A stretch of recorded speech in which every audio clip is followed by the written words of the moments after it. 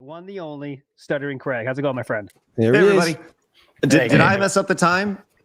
Did No, I mess good. it up? You're good. You're good. You're perfect. You're No, it's all perfect. good. Yeah. Okay. All I'm good. sorry. All good, all I'm good. sorry. I live in the crazy Central Time, and I realize,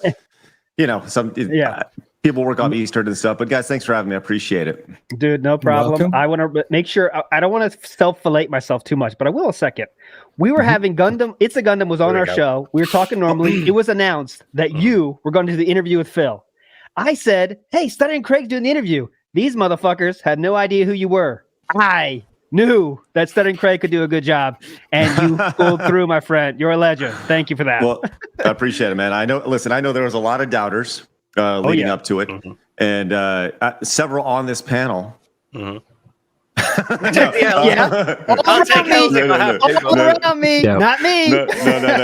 No, and that's totally cool. Like I said, I think at the end of the day, I didn't. You guys were right, 100% right, and that when I announced it, I didn't understand what I was getting myself into, right? But when it comes down to it, it's just about doing the research and learning, and I think that's been the most most rewarding thing is that I reached out to a ton of people leading up to it on every side of this, and my whole duty of the thing was to just present the facts as best I possibly can, and he did the rest, So it was a really fun experience. It is the gift that keeps on giving. Yeah. Real quick, I want to go ahead.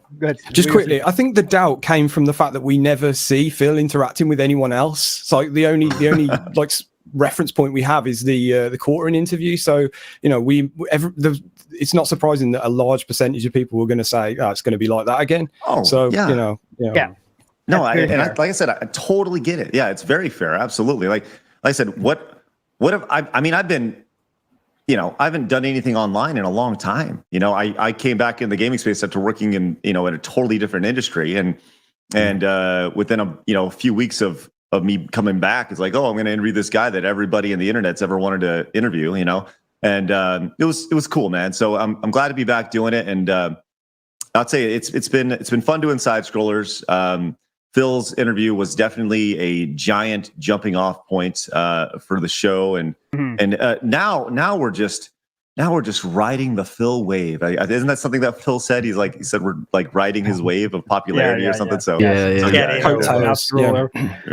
the coattails. Yes. I want to know here. You can be honest on this one. When the interview was announced, right? I'm sure you had a lot of people in that DMs box of yours, my friend. And with that moment, did you think, "Holy shit, detractors are fucking nuts, man. I don't know if this is a good idea"? Did that ever cross your mind? Because I'm sure they were. They weren't all intelligent like myself, but right. Well, no, I will say this. We received several emails from people threatening us not to do the interview.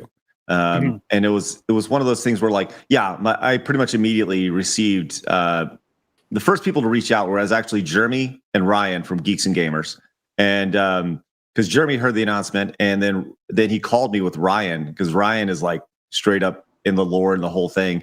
And Ryan's like, "Dude," they're like, "Are you sure you know what you're doing?" And I was like, I'll be all right. I'll figure it out.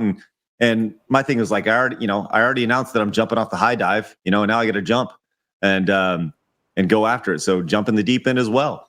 But yeah, received several like threatening emails from people who were like, "Listen, blah blah blah, you better not interview." And it's like, those, I don't think those were necessarily from detractors. No. Which was kind of the most interesting thing. But I don't know. It was a very fascinating 2 weeks leading up to it. And it was an even more fascinating like week after, because I went from, this guy's a has-been, this guy did stuff forever ago, he's a joke, he should just quit the internet. And like literally the same people the next day were like, "Oh, you actually did a pretty good job." So it was cool. It was neat to see kind of the 180 from folks, but I took it seriously, and I think having Adam on the stream really helped. The chemistry there was really good, and going, the strategy was, I'm going to be the guy who's educated, and I want Adam to represent the common man. And Adam knew very little about Phil going into it, so as I knew the little minutia about, the lore and everything, allowing Adam to be like, what? No, that doesn't make any sense at all. Was really important. And I think ultimately Adam was the star of the interview because he was the one who said what everybody else was truly thinking. Yes. Well, that's one of my favorite ironies of it, because Phil, like, right at the start says, I want this interview to be, the place where everyone can come and see, the latest, they can hear about the rumors and they can hear my side of the story and all that. It's like, so Adam fills the role of that person, exactly the person who Phil is trying to win over. And over the course of the interview, completely like 180s and disillusions him, and so completely turns him off supporting him and basically exposes himself as a bright shit. So it was great. Like, he's supposed to be winning me over, and instead, oh god, yeah. Can you imagine? It was pretty outstanding. Yeah. Real quick, did you ever? Okay, real quick. Speaking of minutia, this is a very minutia question that people watching our show will be interested in. There was a time when you had to be on with Phil before the interview started, right? There was a time when you entered the room, entered whatever you use, StreamYard. That's about 5 minutes. Can you talk us about that? Was there anything interesting there? Maybe was Phil? Did he seem nervous? Did he tell you, okay, guys, blah blah? What happened there? We want to know.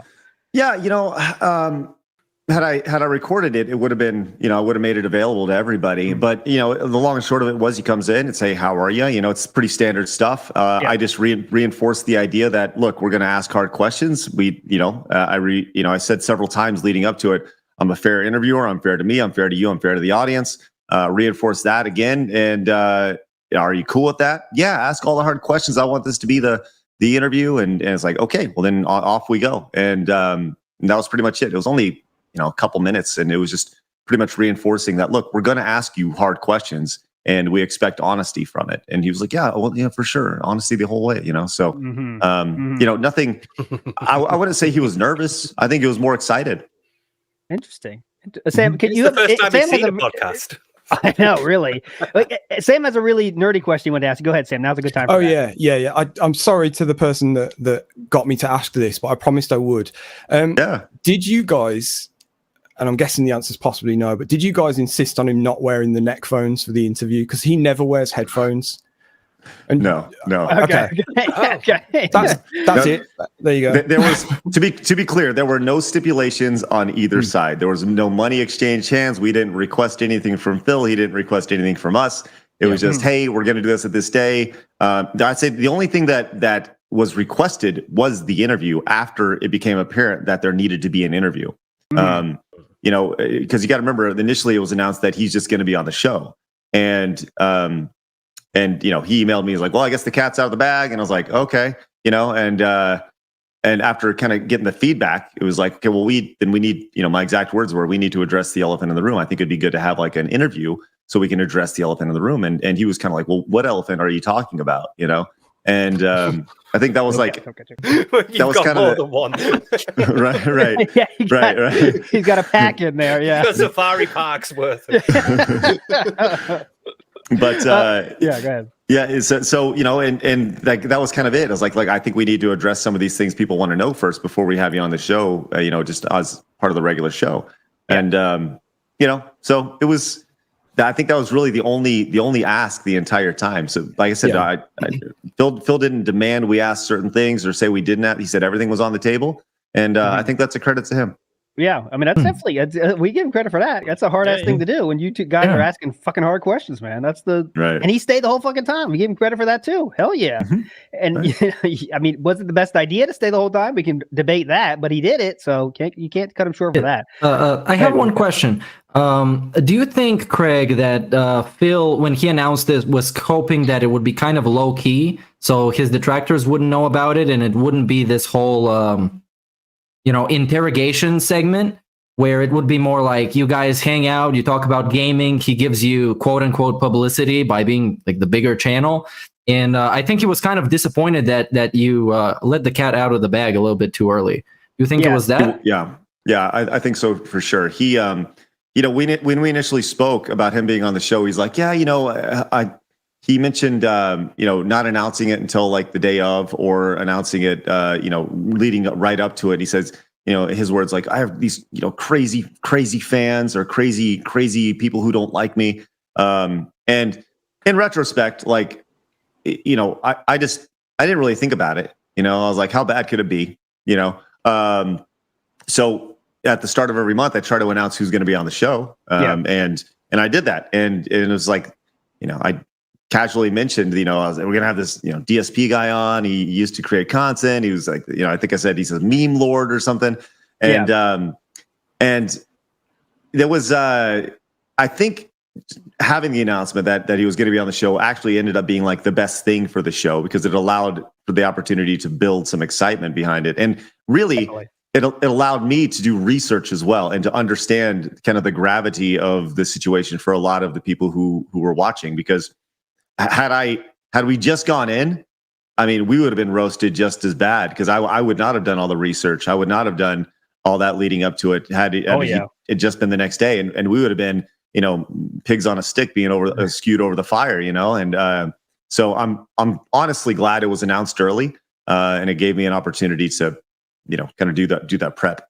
Yeah, that's why obviously we give you a lot of respect, because you did put the work in. I personal, you know, we talked before the interview talking about, you know, you wanted to talk to me to how to get some extra information. You put the work in to make it good, so it's all on you guys' hard work to make it good. And that's, Phil likes to say hard work about shit, but that really is, and that's what makes it good. Dude, you watched the Down the Rabbit Hole reactions. So how is that not hard work? So that was the one thing. He's like, I'm sure you're watching all sorts of stuff about me.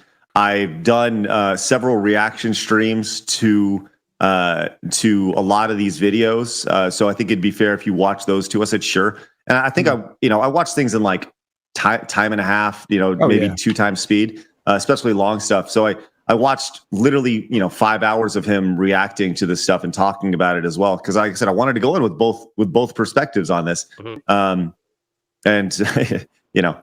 So where is the other perspective? You know, like that's the thing. You know, could you know when you said like you talked to both sides? I'm asking literally, what is the other side? Can you find any of them?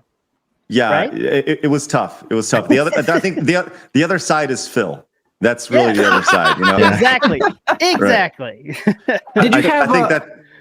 Did you have any true and honest DSP fans reach out to you for info? Like when you send that message out to people, did you have people who enjoy him reach out to like tell you about Phil? No names, just did anyone say it? Yeah. Like I said, the only people who were his fans, I assume threatened me, you know, or threatened us. You know, I told the story. We were doing the practice, and you got that interview when we were doing the practice from that one dude that said, "Stop doing the interview. It's bad for detractors." No detractors thought this was going to be bad. You know, we're going to give it a shot. And, you know, we weren't sure if it was going to go as good as it did, but we want to see it. Fuck yeah, we want to see it. And you know, it's ridiculous. I do believe the people who thought it would be bad was due to the fact that when DSP brought up the interview at first, it came to him in a dream and everything. He wanted a major channel to do it because he wanted to signal boost his own pignosis. And you guys were smaller. Craig doesn't even know that. Share that story. You came to him in a dream? Dude. You're about to go deep, man. He posted on Twitter at like 3 a.m. You guys, I have a big idea. And I'm going to do a reveal tomorrow. And the reveal was, I want to have an interview. So all of the drama can be cleared up once and for all, and I can never talk about it again. Yes. And congrats, Craig. You guys did it. You guys fulfilled his dream. It's amazing. I apparently it's become his worst nightmare, which is insane to think about. But like, it seems like it. Well, only after you guys talked about it. Remember, it was great afterwards. Oh my God, he was loving it. You guys were very fair. We were very fair. I know, you know, and were. I think anybody who can look at it with any sort of objectivity realizes that we were very fair during that 5 hours of listening to him go round and round in circles and double speak and talk about, you know, how he's been wronged and play a victim. And we did our best, you know. And I think Phil was upset with us the most because the following day we did a stream where we just kind of decompressed and we talked about this 5-hour interview.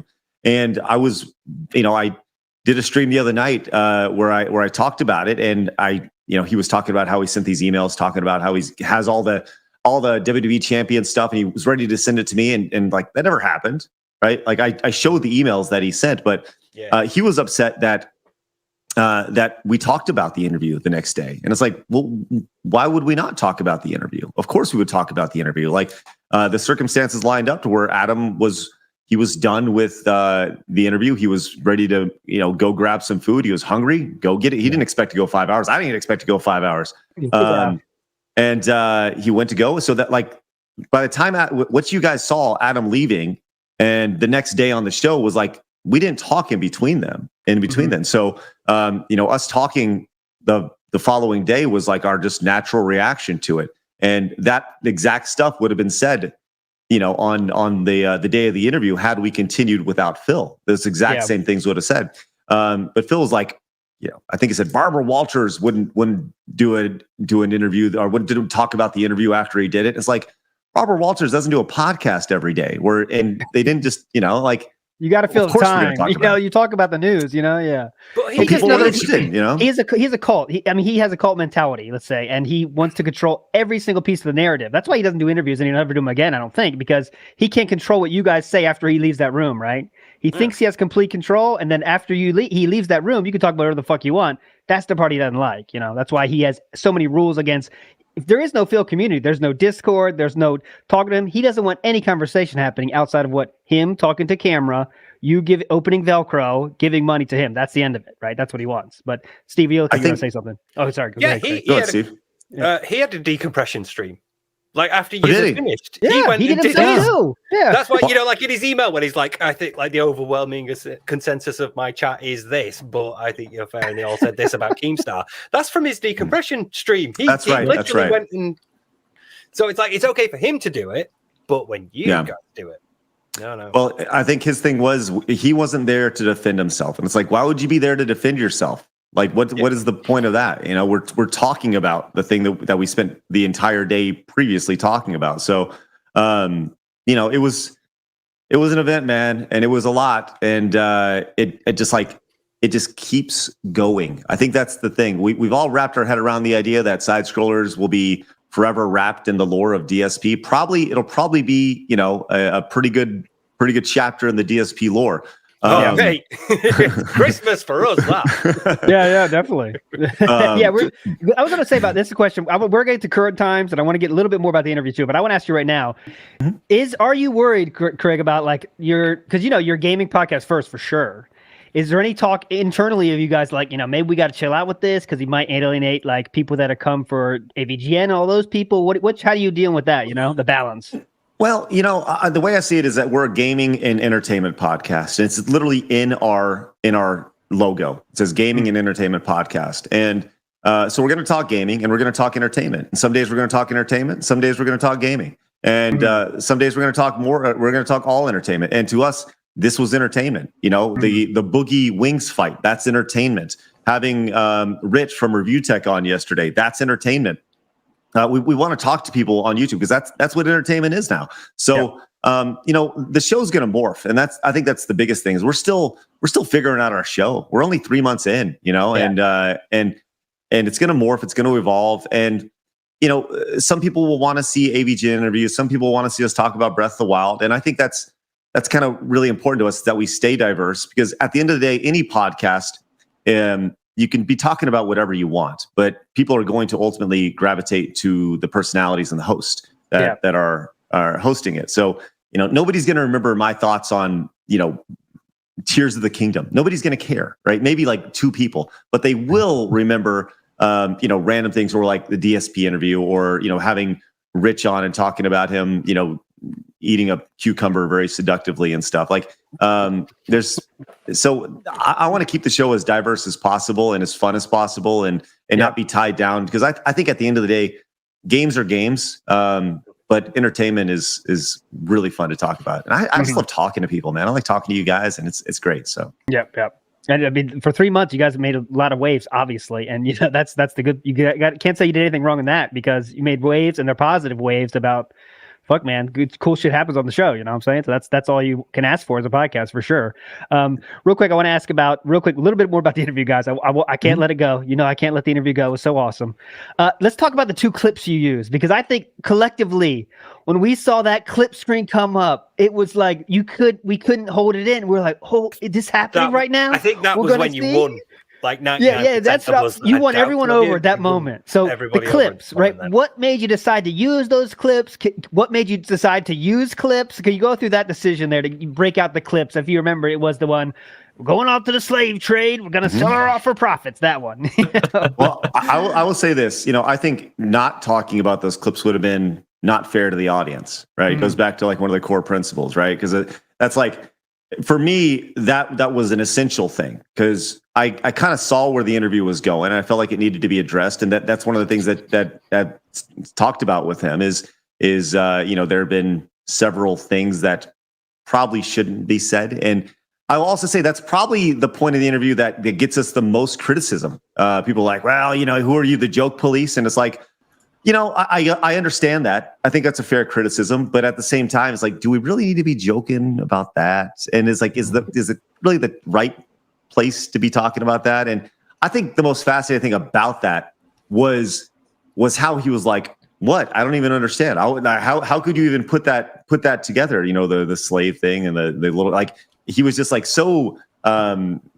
He was so in denial. It's like, how could you even think about that? And Adam's like, well, it's right there, and it's clearly, just putting the dots together.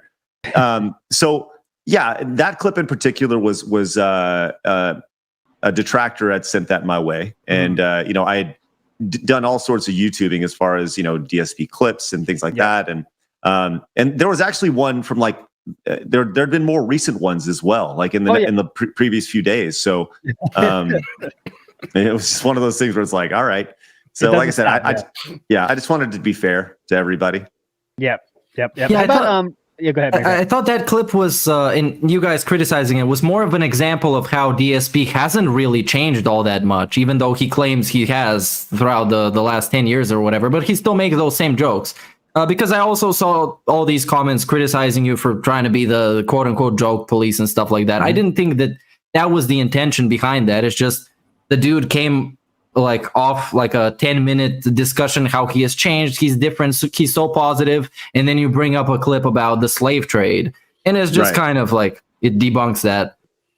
Yeah, exactly. And that was literally the entire idea, was like, he's saying this. There's one thing, you can say all you want about how you changed, but show me the actions. And it's like, well, here are your actions. You're saying all these great things, but you're not putting it into practice. And that was kind of the idea. So yeah, it's just beautiful. And he had, that's the time when you could tell when he had something prepared.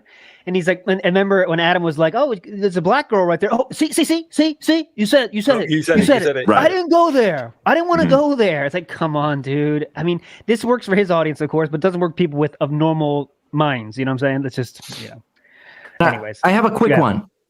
Craig, what is meaningful content? Can you describe this to me, please? Real quick. It's a great question. Apparently, it's anytime you reach your tip goal. Yes. Oh. Exactly. That's also what makes a stream good or bad. You guys didn't know that? That's right. Did he say something like positive, not harmful, or like positive, not harmful? Yeah, constructive, not destructive or something like that. Yeah. I just had like when you're at work and you have to sit through corporate meetings and they're telling you about like you get all the latest buzzword like evolution, not revolution, and all that. Just that. Synergy. Synergy. Touch base, let's bridge the gap. I learned from watching DSP stuff. I've understood that meaningful is when somebody sends you an email telling you that you're doing something meaningful for them. So meaningful could quite literally be the most subjective feeling ever. Anything can be meaningful, and also nothing can be meaningful depending on the person. So meaningful content is both everything and nothing. So go figure, I guess. But it's good you guys asked this, because he was dropping that phrase every single time. And it was one of his go-to phrases. It still is. That's his favorite. Yeah. Real quick, was the Keen part, was that did you know that Keen might have a possibility of coming on the show, or is that totally organic? Totally organic. So so usually on the show, it's me, Adam, Blabs, and Trav. And we kind of saw, I kind of predicted what was going to happen. So I was like, all hands on deck. I want to make sure our chat is squared away. So that was Travis's job. Travis is like our lead mod, and he's been with me for a decade, so I trust him. Blabs is excellent on social media. By the way, but What's that? He's cheating on you with us, by the way. He watches our show too. So we love Trav. Travis is great. So and Blabs is excellent with social media. So Blabs' job was to take clips of the show and post them throughout the day as they were happening. So Blabs did a great job with that. And Blabs was also in the background in our private chat, letting me know that, hey, Keem is interested in coming on. Here it is, blah, blah, blah. And we were, I don't know if it was me or Blabs or somebody sent him the link, just like, okay, come on, let's get him on just in case. And it worked out phenomenally. Like, it was totally a coincidence that it worked out with Phil his internet dropping or whatever happened. Like, had that not happened, the Keem stuff wouldn't have happened, because we were very mindful. Like, Phil's request was like, I don't want to talk to Keem, right? And when he dropped, that gave us the opportunity to bring him in and talk to Keem while Phil wasn't there, and get the okay from Keem that, like, he's going to keep it cordial and and all this. And then we brought Phil back in, and it's like, once again, going back to that bridging the gap type thing, and it worked out really well. Which, by the way, I just want to point out, tonight I'm going to have Keem on for the first time since the interview tonight on stream. So hopefully you guys want to come and check that out tonight. Me and Keem, we will certainly dig into this a little bit more. We'll definitely be there. Definitely be there. Could you ask him to expand a little bit more on the tweet he made about interviewing DSP friends and family? I'm very curious about that. Yes. Yep, that's the main thing you got here. Yep. Thank you. Because and also, I have a question for you. I found that very interesting. When DSP agreed several times to have Keem on, even though you and Adam asked him if he's comfortable with this, he said yes.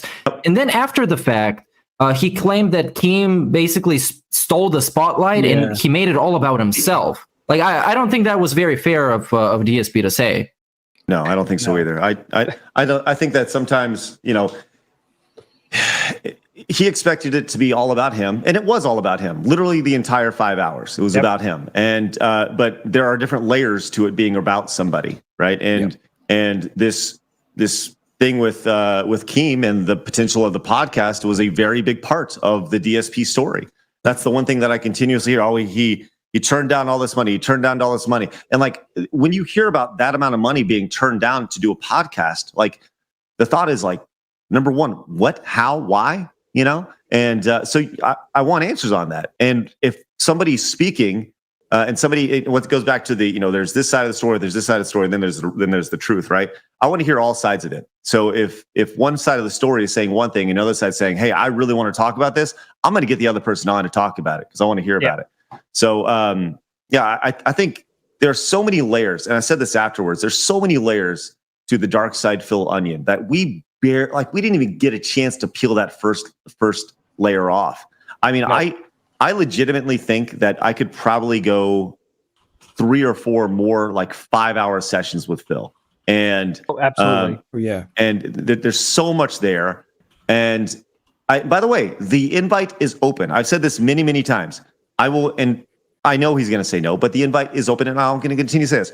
I will do that interview on his turf. I don't care if it's on his channel. I don't care if it's on Side Scrollers. I don't care if it's in a field by the bowling alley. I don't care. I'll do it because I think that there's more there.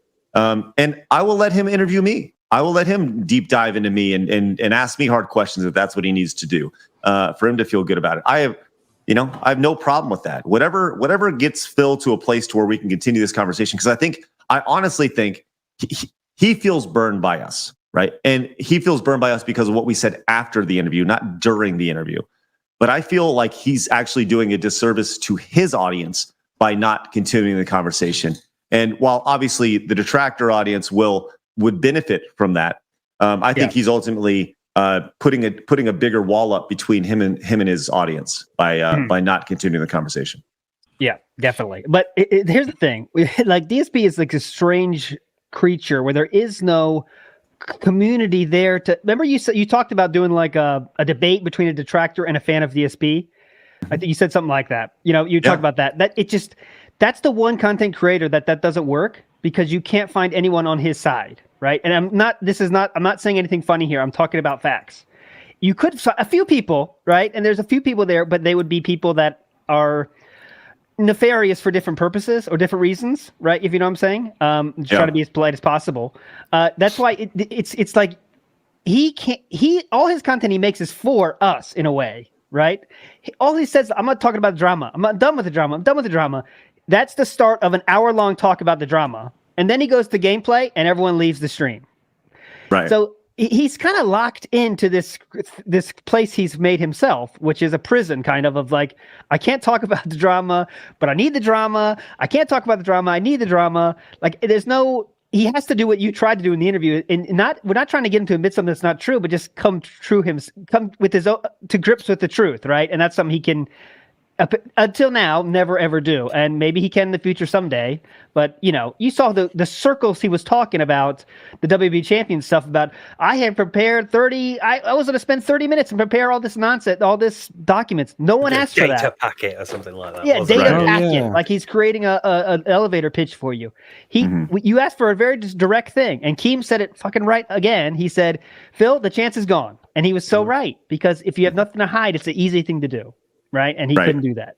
I think that's probably the most fascinating thing. It's like there was a very specific window that was right there in front of him. He could have done it in real time, right there as we're live. And somebody said this in our chat the other night, and they nailed it. We gave Phil a golden ticket, and he ripped it up. Yeah.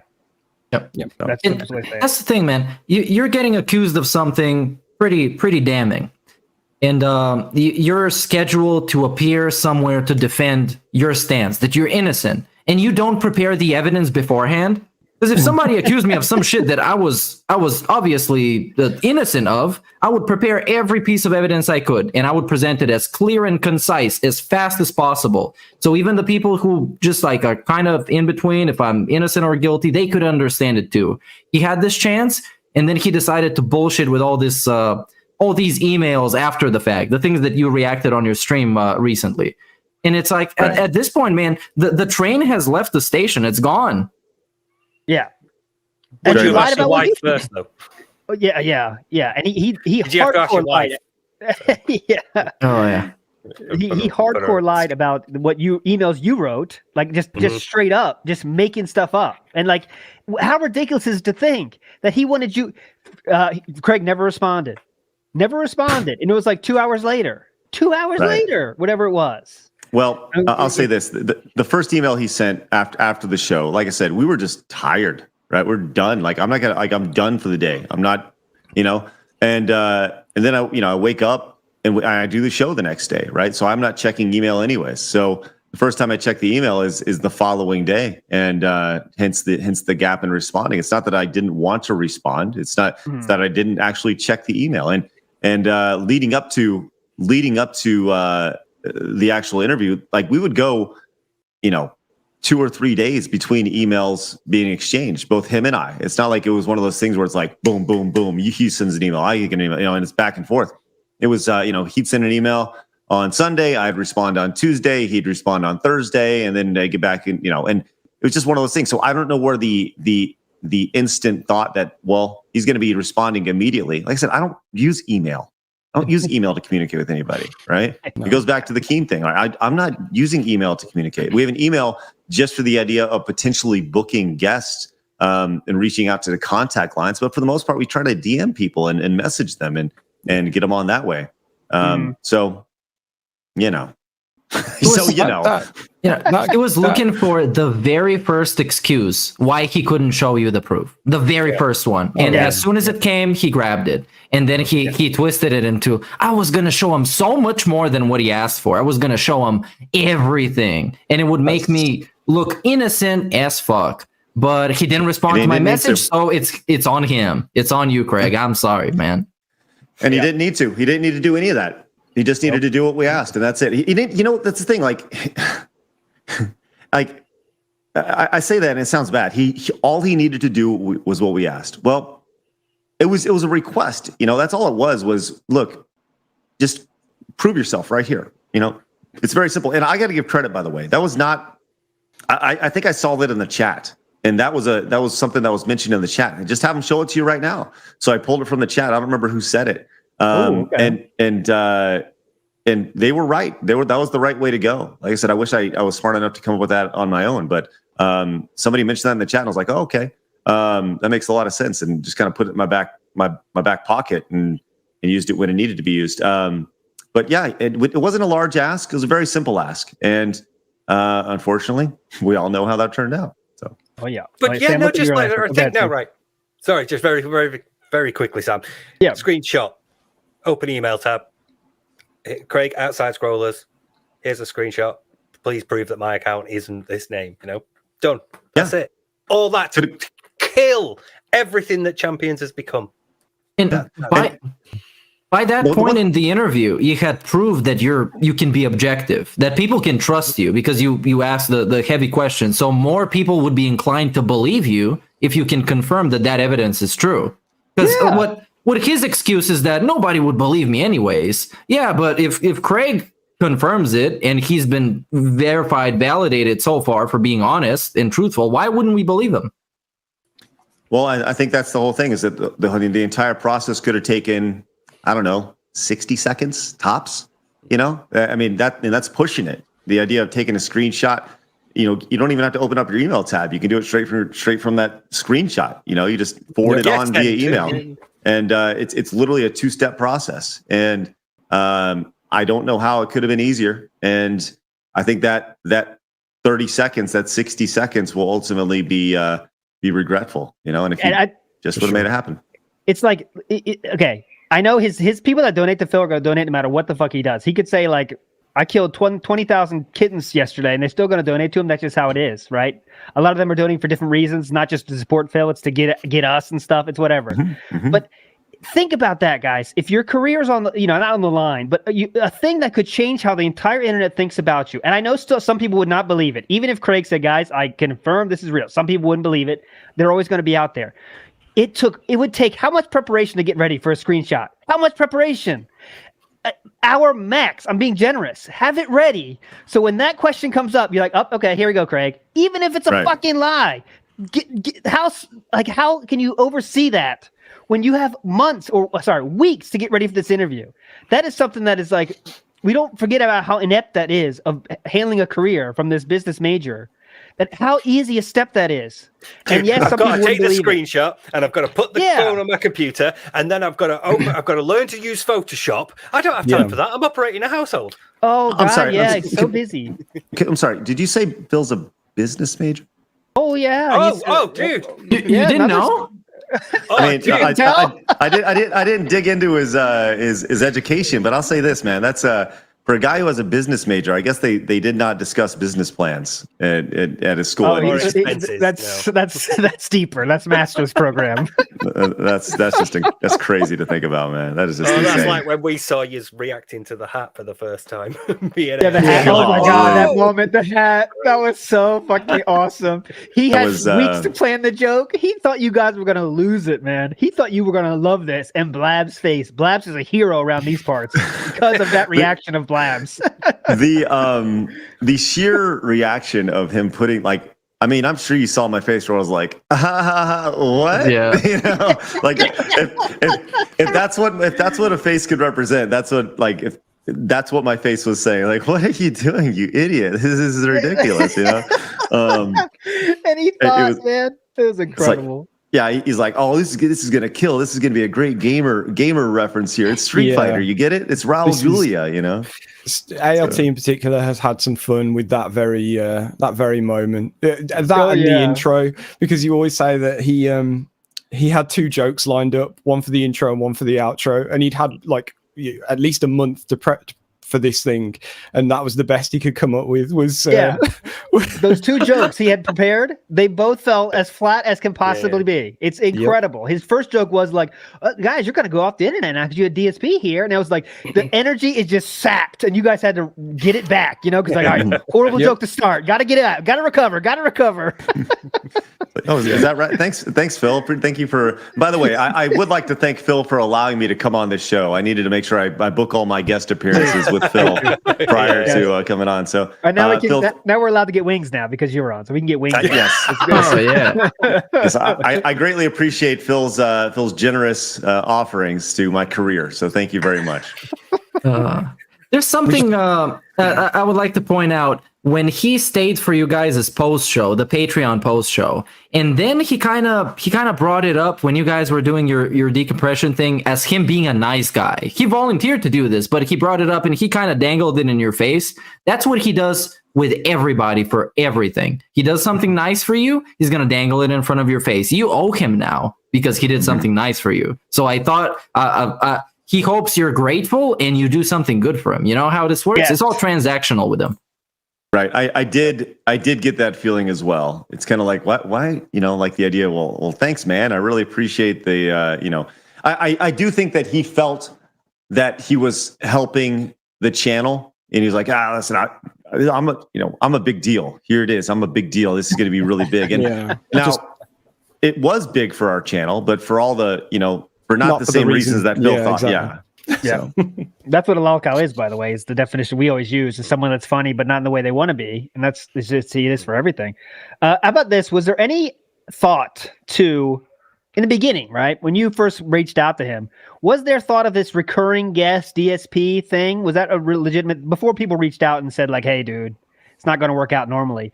Was there any talks like that? Because Phil was definitely on this. Like, I'm going to be a regular guest. We're going to do silly stuff they always do. It's going to be great. That's what he thought was going to happen. He said this on his stream himself. But did that talk? So that was true? Well, so when I reached out to him, it was just to be as a regular guest, right? Just like we do. And so the original, you got to remember, now we're 3 months into this thing, but at the time we were, I don't know, maybe 2 or 3 weeks in when I first reached out to him, and. Yeah, I would, at the time, I don't even think that Blabs and Adam and Trav were like confirmed full-time hosts at the time, right? Okay. I was still trying to figure out who is going to be host on the show. So, the original idea of Side Trollers was to have a rotating cast like every single day, to where it's like me and two or three other people like every day. And that changed really quick when Adam, Blabs, and Travis came in. I was like, "Oh, this is great. We're gonna make this thing happen." And so we're, the idea was to have multiple people on, and maybe Rich from Review Tech will be on Mondays, or every other Monday. Destin from IGN will be on this day. Blah blah blah.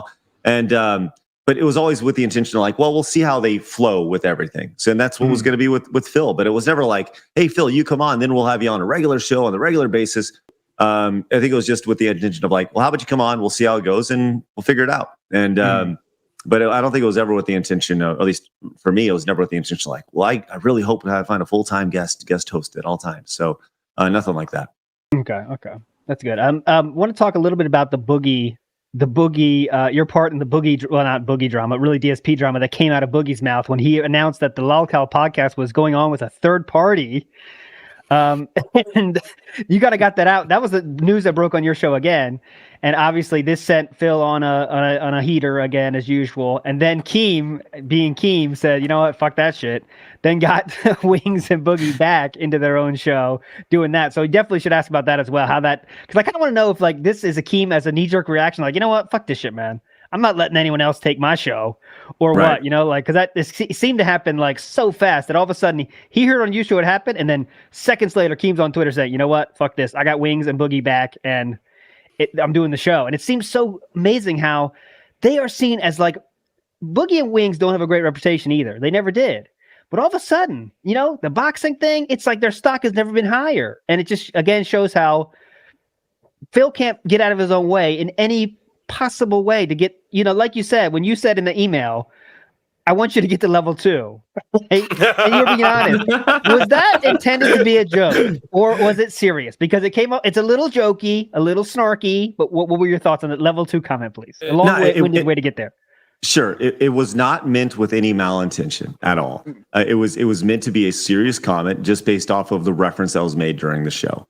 And, the show was still fresh, and it wasn't meant to be snarky. I can see why someone would think it would be. And being in text, it's easy for things to get lost in translation with text. You can't understand sarcasm and such. But no, it was not meant to be snarky at all. It was every email I sent to Phil was just honest, and I think that's the biggest thing. And I didn't send them with the intention of showing them later down the line. It was meant to have an honest conversation with the dude. So. But as far as the the Wings Boogie stuff and their stock being higher. Yeah, I mean, Boogie put the tweet out about after the boxing match, like the biggest loser in the whole thing is Phil. You know, Wings and Boogie, you're right. They're on a little heater right now, and they're doing great, and their stock is high because look, Wings put in the work. Boogie got punched in the face. Boogie is owning it. And you know what? Everyone wants to talk about it. And I think that's also kind of the genius of Keem, is that he saw something that a lot of people didn't see. Like, why do I want to see these two big guys fight? You know, these two guys who haven't really been relevant or active in the last, however many years. And he took it, made it work, and it's worked really well. And I don't know if you guys saw the screen cap of Wings's super chats yesterday. Yeah. Oh, but, God, yeah. Oh yeah. like, I mean, good for him. Good for that dude. You know, that's awesome, like, man. I mean, he's wouldn't matter what you thought of him in the past. He said some fucked up shit in his past, but he's trying to change it now, and that's why I don't think he is a lolcow, by the way, because he's not. He thinks about his future, which is something that DSP can't even think about.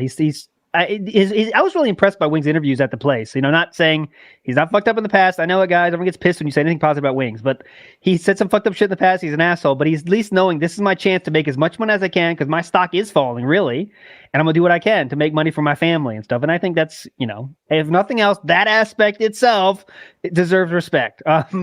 But speaking of respect, I do want to talk about our poll. We did a poll that you did, actually. I want to talk about the results here a little bit. The poll was, do you want the best for Phil? This is a poll that you did on your show. We did on our show again, stealing the great content. And we had 80% no, 20% yes.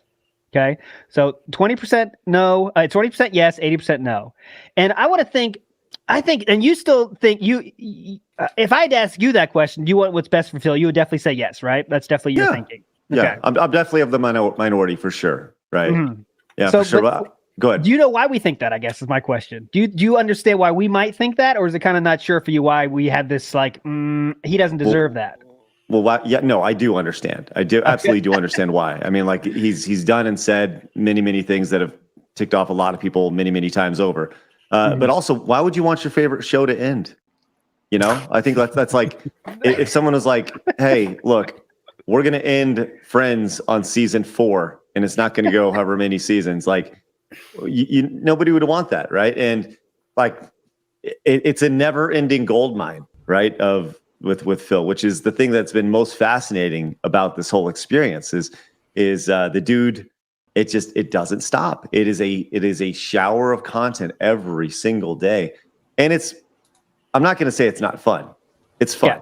Yeah. It's fun to talk about, and the fact that somehow I'm somehow, like, in the last 2 months I've become this part of it is, like, really, really interesting to me, and I will welcome it, in the best way possible, and people may hate it, but I think it's worth talking about, and it's always fun to talk about, because I will say this, man, the detractors are passionate, and I said this before. The detractors. Like, every group of people has their extreme wackos, right? I get it. But for the most part, I honestly, truly believe in my interactions with those who are labeled detractors, they're mostly good people, They like the entertainment, and it's, for them, it's entertainment. And also, for some, it's a little bit more, and yes. I get it. I understand. Yeah. I understand. So. Yes. One of the sort of, like, aspects to it that does tend to get overlooked a lot is, like, for a lot of people, it's like a canvas for creation. Like, you have, like, Dick Stroking Phil vlogs who recuts Phil's videos. You've got, like, the animations from El Crimson King and things like that. People like to play around with the shit. You go, this is how you don't play. People like to take what Phil produces and sort of, like, say, hey, look, here's how you can make it good and interesting and fun. And so most detractors have sort of ultimately come from this place of, I just want to show him how he can do better, to I'm giving up because he's not listening at all and he's never going to want to do better. But this is fun. I think that's this. Right. I think that's one of the biggest things is like, I'm a big believer in reinvesting into your business, into your content, right? And I think that's the one thing that you don't see with Phil. It's for him on a day-to-day basis. It's, give me money. This is what I'm going to use for, my food. This is what I'm going to use for my mobile games. This is what I'm going to use for, whatever. because the idea of like having $5,000 a month in expenses is asinine, right? Especially when you wake up, turn on your camera, and that's it, right? If you're hiring editors, if you're building out a set, okay, right, that's fine. But he doesn't, and he won't. So I don't know, man. It's a really interesting thing to see, and you're right. I think some of his audience, they contribute to him mainly out of spite for shows like this and shows like side scrollers. It's an us versus them mentality, which ultimately benefits Phil, because Phil is painted by them as the hero. He is the good guy. He is the white knight. He is standing up against the rest of the internet, who 99.999% of people who with common sense, they look at the situation and they go, well, that's stupid. But they are the 0.0001% who are like, no. This is our boy, and we're going to stay with him, ride or die. Yeah. I guess my reason for answering no on the poll, speaking of do I want the best for Phil, is that he's been a person who's been giving so many more chances than your average person to get the best out of themselves. And at some point, you got to think, when do I think that what you see is what you get? So maybe this is the best for him, and that's as far as he can go. And I think he's just a toxic person. I think he's a very negative influence. He's actually delusional. He's harmful to some people that are very vulnerable to like being manipulated. So I can't say I want the best for him.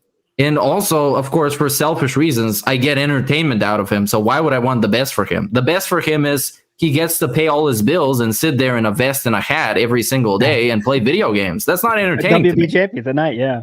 I mean, I would. Could you imagine how much his channel would change if he just owned up to the mobile game thing? If he just created videos and live streams around mobile gaming, that is massive. Mm-hmm. The mobile game market is massive, and the fact that he is associated with the mobile game without actually like playing it on stream, like there are people I'm not kidding. There are people making $50,000 a month with small channels because they are playing mobile games. Like, it's insane. These people are banking.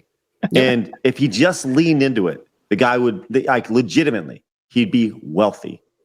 You can picture it, can't you? Like, people super chatting or people tipping saying, put this to another 10 pulls, Phil, and all this. But, definitely. It's like there's people playing slots right now on Twitch to thousands of viewers, and people say like, this is for 10 pulls. Like, Jesus, dude.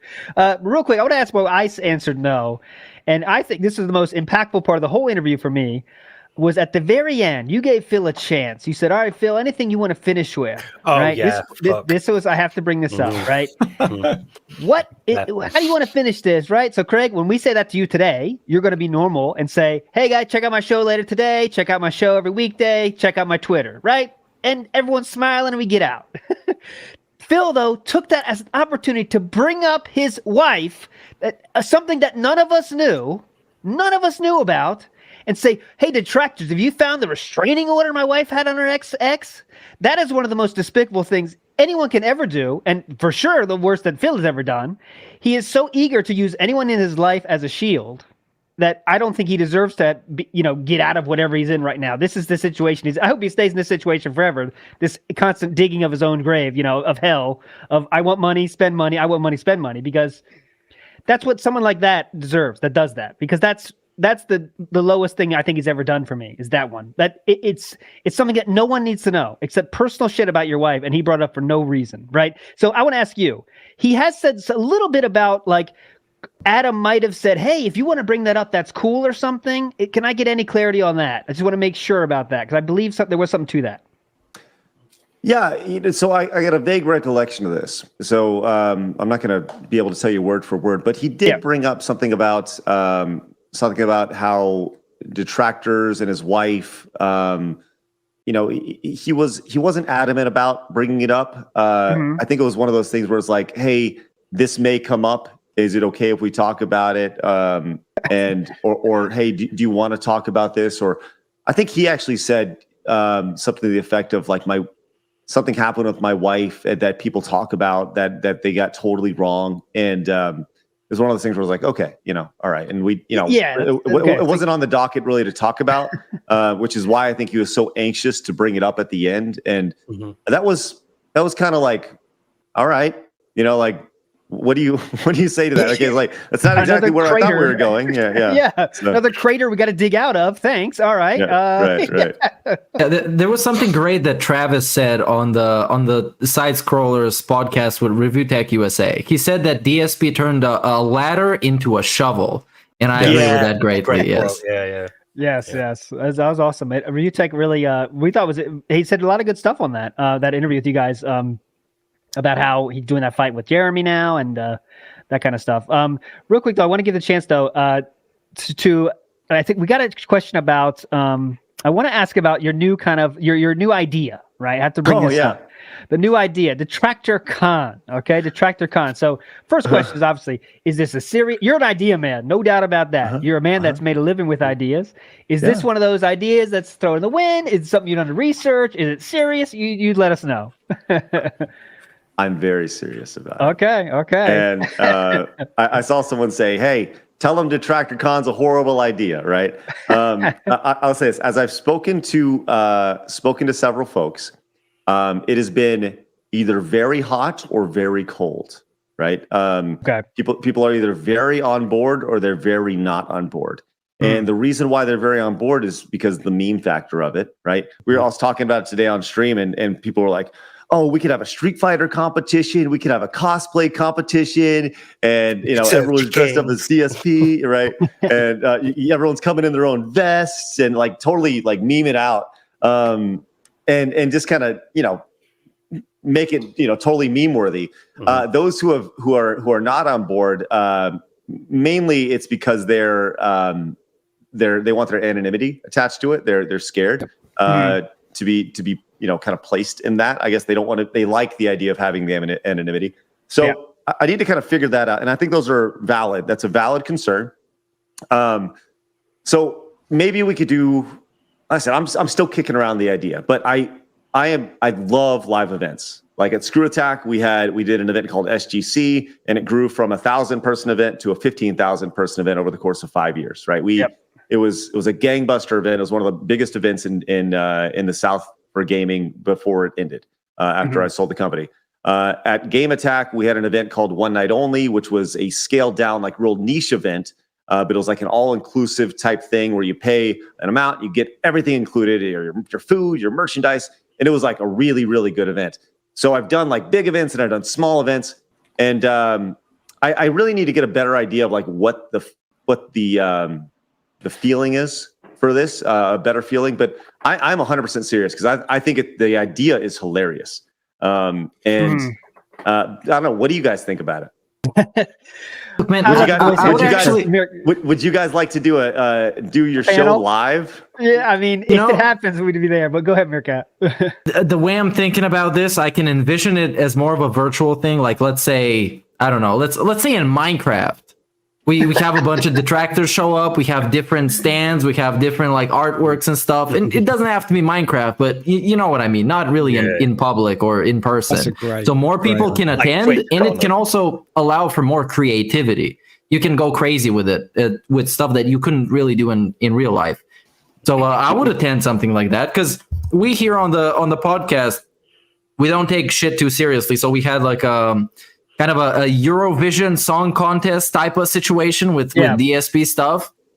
We had 30 people submit their songs that are about DSP, which is kind of fucking ridiculous. Oh yeah, that's amazing. Yeah, it was hilarious. Coming up, don't forget to plug the there's a lot of talented and creative people and people that just like want to relax and chill and have fun with the subject matter, regardless of what that is. So you can always go creative with it, like think outside the box, not necessary in real life, not necessarily like having to reveal your identity in public.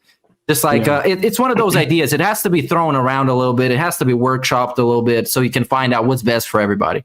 Yeah. Hey, DarksydePhil in the chat says, Craig, they're being diplomatic. Your idea is dumb. Sorry, man. DarksydePhil, a great songwriter. Yeah, there you go. Check him out. Well, to be fair, I do think. Oh, go ahead. I'm sorry. I was just going to quickly say, like, my first thought when I thought of this was like, can we do a Detracticon UK, and it's literally just me, Steve, and like King Jad, and we're just standing outside a fish and chip shop or something. There's gonna be more people than you think that are gonna show up. Probably, I can guarantee you this. I think, go ahead, Greg. I do think maybe a virtual route would maybe the best way to go initially.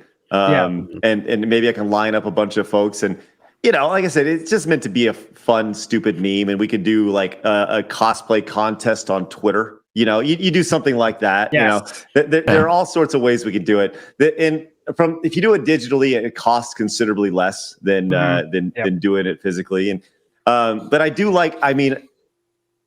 really love the idea of just a convention hall of people dressed in vests and with their Street Fighter fight sticks walking around. I just think that's really, really funny. Dude, yeah, because my contest would be the most niche cosplay you could get, right? I want the most niche cosplay. So I want he had videos of when he first bought his house, like showing around the house. There was like real estate lady. Like I want like that level of cosplay. Like I think it'd be incredible. But again, I think maybe virtual would be better just because. If anyone could do it, though, guys, don't doubt Craig. He has his experience doing this exact thing, making conventions. So SGC. I know you're up against it time-wise, Craig. So I want to get you out of here quick. Is there anything we want to make sure, just to use our little bit of FaceTime with Craig? Yes. Go ahead. What do you think he wrote on that paper? When he got up to get it during the interview? What was your reaction? What did you think was written on it? I honestly don't think he wrote anything. I think if he wrote anything, he just kind of scribbled some numbers down. But it was probably something like this. He went over and he goes, and he was like writing it down and he's thinking out loud, and he's like, oh crap, and he's looking, and he's like, oh shit. So paid bills next month. Did you see him show the paper folded after the fact? It was a couple of days later when people didn't believe him. Oh yeah, and he folded it up like it was some origami, and he just showed it at the camera. It was the silliest shit. Have you seen this? Oh god, it's like he's going to dox himself by showing you the full piece of paper. So he had to fold it like 5 times and all his thumb over it. Like that. That's what he was pissed about Adam, because Adam said like, "Why'd you bring that paper?" And DSP's like, "Adam, the dumbass, I got the paper right here." So he's like, "Well, I can't show you all this." So he folded it, fold. Here, you can see that, right? And you couldn't see anything. So just dumbass shit he did. So bad. Any final question over Craig, though, because he doesn't say leave. Got a big Keem Story interview. Anything from Meerkat? Sam, anything you want to ask? I have something. Yep. DSP has foreshadowed that he has some serious dirty laundry on you and Adam. Are you terrified? How terrified are you is my actual question. He said he can reveal it, but he's too much of a good guy, so he's not going to do that. But if you press him too hard, he's going to do it. Yes. Right. That's what he was hinting on. Well, allow me to hit all the things that Phil could potentially hit on. Let's see. In 2008, I fired my friend from Screw Attack. Had to fire him because he wasn't doing a good job. Shout outs. Mm-hmm. Shout out to Tom. I fired Pro Jared from Screw Attack because he wasn't doing a good job. And that's about it. So there we go. I really think he thinks that's it, by the way. But I really think he thinks it's Pro Jared. I guarantee he thinks that's it. Like, oh my god, people don't even know this. He fired Pro Jared. Pro Jared's like huge right now. So you know what's even crazier is I had an opportunity to hire Peanut Butter Gamer at Screw Attack. I had an opportunity to hire like several people that wanted to work for Screw Attack. We just didn't have any money to hire him. So like, how am I going to hire him and not pay him? So we didn't make any money back then. It's like I made $35,000 for 10 years at Screw Attack. Like there was no money to be made. It was just strictly out of love. So it's one of those things, man, where like if he's got dirt on me, that's news to me because I don't even have dirt on myself. Like I don't know where he'd start, but by all means, bring it. Like tough guy. Hey, he's Italian. Watch out. He's Italian. He might come after you. He's a big I will Italian say this, boy. man. I will say this. I have been asked many, many times if I would fight Phil, a la Boogie versus Wings. Okay. And I have, like, I'm 41 years old, right? I'm 41 years old. I am old. I have no desire to punch anybody. But if the if the money was right, if the money would have to be very right. Okay. I would whip the shit out of him. Oh, okay. I'm just saying, like, you heard it. There you go. You heard it. Like, but here's the thing. Like, it's funny. I brought this up to my wife last night, and I was like, honey, you know, I just kind of. She's like, I will not let you do this. I will not let you do that. My wife's like, no, you will never fight. You'll never get in a boxing ring. You know. But I'll tell you, it's funny to think because I don't know, man. Like, kind of a former athlete. I'm 6'4", 235 pounds right now. I'd lose like 20 pounds of fat, maybe 25 pounds, put on another 5-10 pounds of muscle. I'd be a freaking machine. And like, there's no way that, you know, I'm just saying it would be a reason for me to get in really good shape, you know? So yeah, don't worry. No, guys, I see people in chat getting excited. It'll never happen, guys. Forget about it. Yeah. No, never about it. And Real quick, I got one last thing. One last thing, very quick. Okay. Craig, could you please pass on to Blabs that I think she's cute, and if she could slide in the DMs, I would definitely respond very fast. That's all I gotta say. That's all from me. I'm gonna hold on. Let me write down a note really quick. All right. One second. Hold on. Let me. This is good. It's gonna be your probably phone get number. this Get ready. asked this a lot. So get ready. The anticipation. like a suspense. Okay, I got my note. Here it is, right here. This is what it'll say. Everyone joined that crew very quickly. When Jenna gets out, you are fucked, mate. Oh yeah, God, Jenna. So That's how about funny. this, Greg? We got to ask: monetize the haters. The catchphrase is real right now. Is this something that's going to continue? It's kind of rubbing some people the wrong way. Maybe it's going too far because you are, you know, let's be real. You are getting some donos coming in, but come on, how long is it going to last? It's pretty much done. Yeah, it was a 2-day like little novelty thing, and I you know, it was just kind of one of those things. My buddy Jeremy over at Geeks and Gamers does it exceptionally well. Eric July does it exceptionally well. Ripperverse, you know, it was one of those things where like I've never actually done it, and I just kind of one of those things where I was like, it'd be fun to do. You know, it may pop up occasionally, but like, you know, it was like 2 times in a week. I'm not going to be doing it anytime soon, unless there's some ridiculous drama, you know, that pops up that you know, then sure. But yeah, it was just kind of like a fun little thing to do for a couple days, and but that, you know, that's about it. It was just kind of a nice little novelty act. Yeah, I get it, man. I don't mind the gimmick.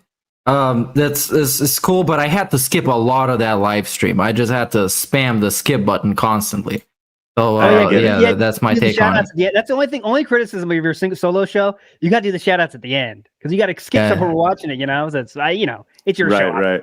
Anyway, before we let you go, so you talk with Keem tonight. Craig is going to be on with Keem later tonight. What time is that at, Craig? Make sure we get it right. 10 p.m. Central Time in about 5 hours. In about 5 hours from now. And remember, Craig, it's obviously you're the interviewer, but it would be great if you could ask about just a little bit more information about that, interviewing Phil's friends and families, what Keem said. Just get a little bit of clarity on that would be totally cool. But on Craig, my notes. Incredible. Thanks so much for your time, my friend. It's been a lot of fun. I never doubted you. These assholes around me, they doubted you. They're assholes, though. Hey, speech we got.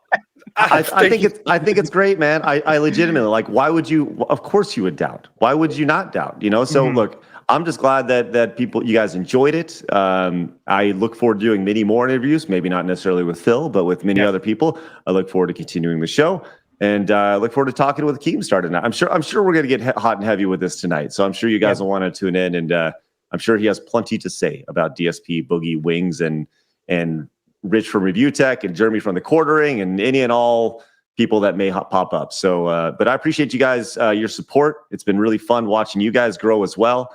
It's been, you know, I'm glad you guys got all the great content out of it, and I'm sure you guys will continue to get more and more positive quality content out of everything that's happening. Definitely. Chill, definitely. We definitely appreciate it, my friend. Great. Would you think it's meaningful though? That's the determining factor. You think this is meaningful?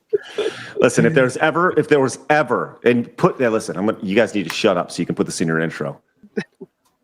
If there was ever meaningful content, it's being produced right now, right here. On that being said. Yes, There you go. we got it. Yes. We got it. We got the That's what we clip. got him on for. That's what we got him on Got for. it.